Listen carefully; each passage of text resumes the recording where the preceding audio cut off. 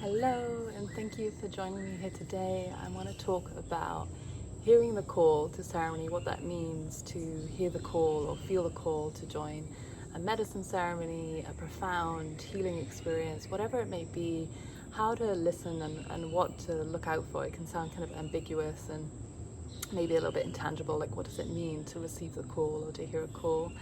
And then also how to prepare and how to start thinking about the preparation process for our journey.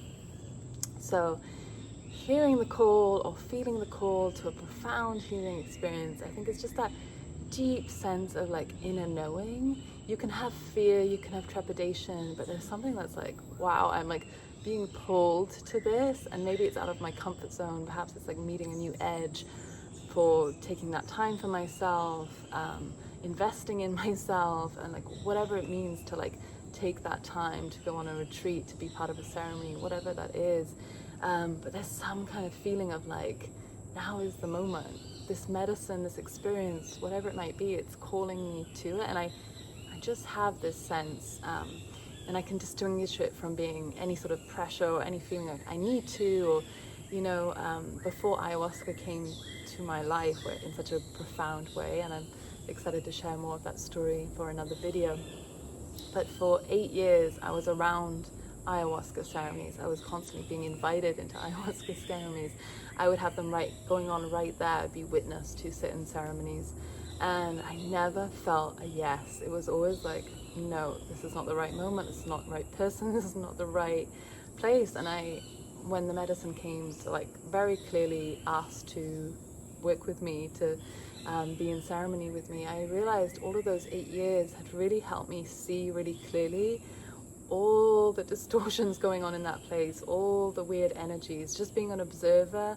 And even though I had interest in it, even though I was already on the shamanic path, the healing path, I had already experienced other medicines, it was just not in alignment.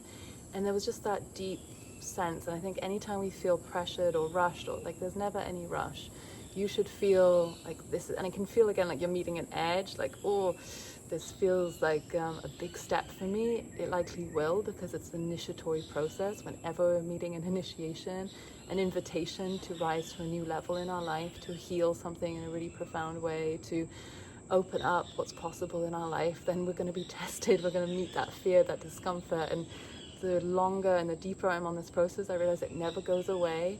Becoming comfortable with the uncomfortable is what it's all about. But luckily you become sort of repatterned to that, and you become more accustomed to it. Like, okay, this is part of it. This is normal.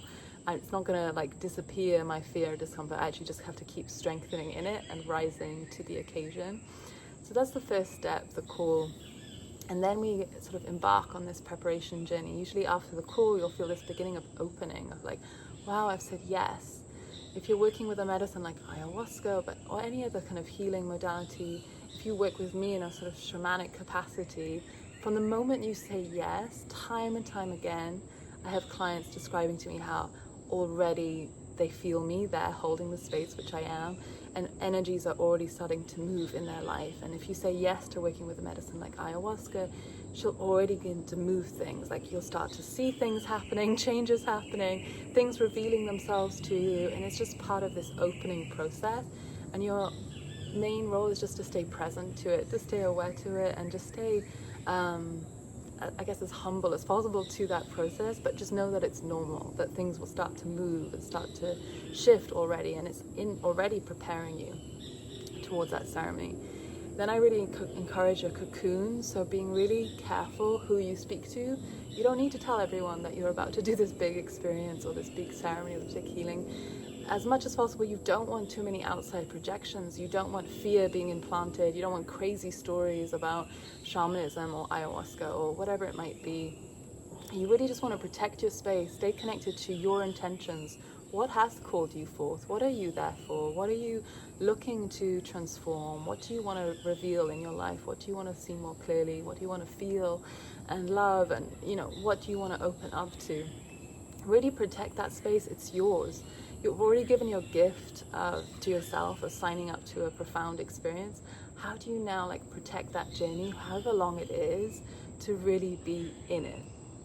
And then I recommend that sort of process of a diet, which is like slowly just stripping things away and just coming into more and more simple, grounded presence in your life. So it's a really great opportunity to step away from too much media, too much news, constant information, too much social media, just everyone else's energies. Like, be in a cocoon for your experience, be there for what you're there for, and don't allow all that noise to kind of enter in. Treasure this time for yourself, for this journey. And then with your diet, you know, many different people have different ideas about diet, and it can look in different ways, but I would say away from processed foods, away from heavy foods, away from too much salt, too much oil, too much sugar, anything that could be like heavy on your system. You want to stay grounded as you move towards a profound ceremony. But some people really love to fast, some people love to prepare in different ways. And then depending on the medicine and depending on what the experience is, your guide, your practitioner will likely give you a list of things to be really aware of with that particular medicine.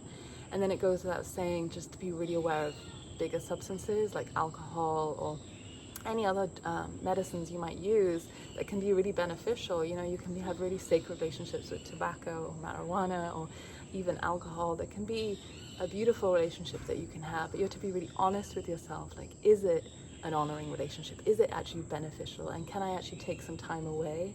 Again, for specific experiences, for specific types of medicines, you really do want to take some time away to not mess with that energy at all, and to really be like focused on it and clear with it and protective again of that experience, so that you don't have any things that could start to like confuse the experience or dysregulate you further.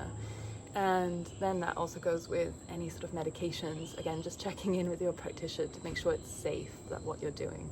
And then it's really just about staying grounded. Can you spend a little bit of time every day? I know we all have busy lives, children and work and so much going on, but can we spend a little bit of time each day really like connecting to the earth, really honoring our breath, our body, taking that time to be really simple in our life and just honoring the sweetness, honoring the simplicity, honoring the mundane. And you know, there's lots of people who go into ceremonies now and big experiences, like left, right and center, like kids in a candy shop, and don't really feel the need to prepare. But it's really like the preparation is that mirror for that integration afterwards. How well you prepare, I tend to see, is how well you'll be able to integrate it and come back into that love of the mundane. You know, we can have these big ecstatic experiences, these high, profound, earth-shattering experiences, blissful joy, and like so powerful. And then it's like, oh, now I have to go back to my life. But actually, the real power and the real magic is like coming back to your life and being like, wow, the dishes, this is so beautiful. Wow, my children, wow, like all of the elements of like just everyday normal life. You realize actually how powerful they are.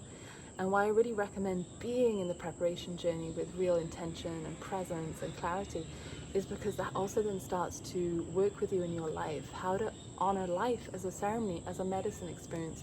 We can go to some of these big experiences because they'll really open doors and windows and open and move things within us. But then how do we live that ongoing? Because life in itself is psychedelic, life is inherently shamanic.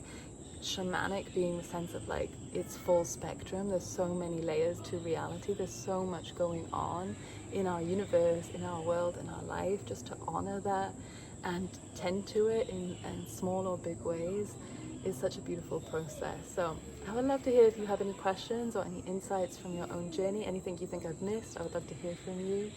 But I'm sending so much love to wherever you are in the world.